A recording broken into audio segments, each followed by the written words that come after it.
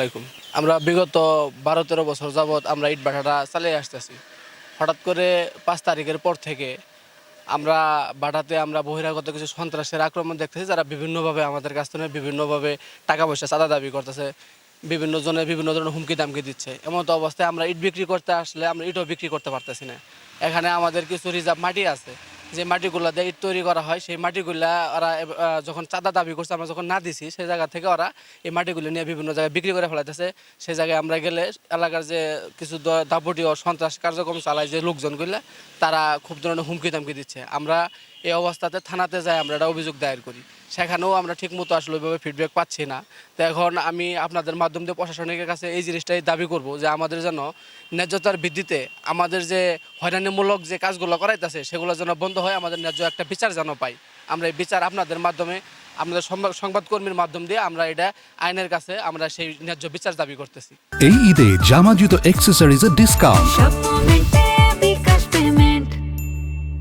মনে করেন আমার ভাই ১২ বছর ধরে আইনো ব্যবসা বাণিজ্য করলো, করার পরে মনে করেন আসলে সরকার যাওয়ার পরে মনে করেন সরকার গেলগা, সেদিন থেকে আমরা বাড়াতাম আইতে পারি না, সোজাতা আইতে যে পারি না, এবং সোজাতা ইট বিক্রি করতেও দেয় না। ইট বিক্রি করলে যায় ওরা সামানে খারো, ইট বিক্রি করলে ওরা সামানে খারো হয়। সোজাতা থানায় যাই, থানাতেও পাত্তা পাই না, থানাতেও বর্তমানে পাত্তা পাইতাছি না। আসলে এরা খারাই ১০ লাখ টাকা চায়, খারাই ২০ লাখ টাকা চায়। এই অবস্থায় আসলে আমার যদি আমি মূর্খ মানুষ নেওয়া করি নাই, আমনে করে যদি আসলে সুস্থ বিচার যেটা সেটা আপনারা করে দিয়েন। আমি জামালপুর জেলার মেলান্দহ উপজেলার সিংহাটা গ্রামের আমি মোহাম্মদ মুজিবুর রহমান। আমার বাবা মোহাম্মদ হোসেন আলী, উনি এই ইটভাটার ব্যবসাটা ১২-১৩ অর্থ বছর ধরে পরিচালনা করে আসছে।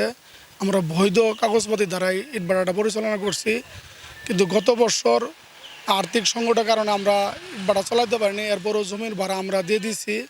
এরপরও এই দুর্বৃত্তরা আইসায় যে শহীদুল নামে যে আছে, উনি এই মাটিটা ওরা বিক্রি করতেছে। আমি এখন থানায় একটা অভিযোগ দায়ের করছি। দায়ের করার পর আমি সরকারের প্রশাসনের কাছে আমার একটা অনুরোধ, এই মাটিটা কীভাবে রক্ষা করা যায়, আমি তাদের কাছে এটি আমি অনুরোধ জানাই।